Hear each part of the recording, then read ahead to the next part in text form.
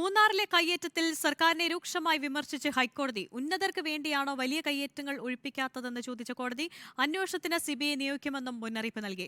Revenue principal secretary നാളെ ഉച്ചയ്ക്ക് ഓൺലൈനിൽ ഹാജരാകണമെന്നും ഡിവിഷൻ ബെഞ്ച് നിർദ്ദേശിച്ചു. മൂന്നാറിലെ കയ്യേറ്റം ഒഴിപ്പിക്കുന്നത് സംബന്ധിച്ച് 14 വർഷമായി ഹൈക്കോടതി വിലയേറിയ സമയം ചെലവാക്കുന്നു.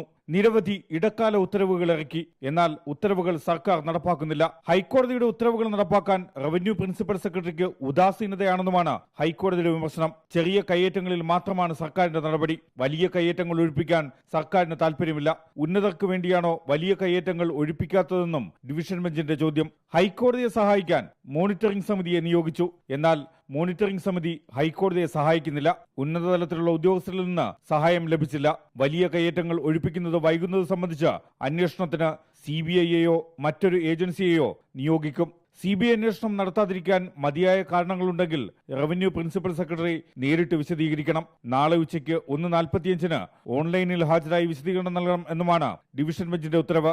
മൂന്നാറിലെ കയ്യേറ്റങ്ങൾ സംബന്ധിച്ച ഒരു കൂട്ടം ഹർജികൾ ഹൈക്കോടതി ഡിവിഷൻ ബെഞ്ച് നാളെ ഉച്ചയ്ക്ക് ശേഷം വീണ്ടും പരിഗണിക്കും. റിപ്പോർട്ടർ, കൊച്ചി.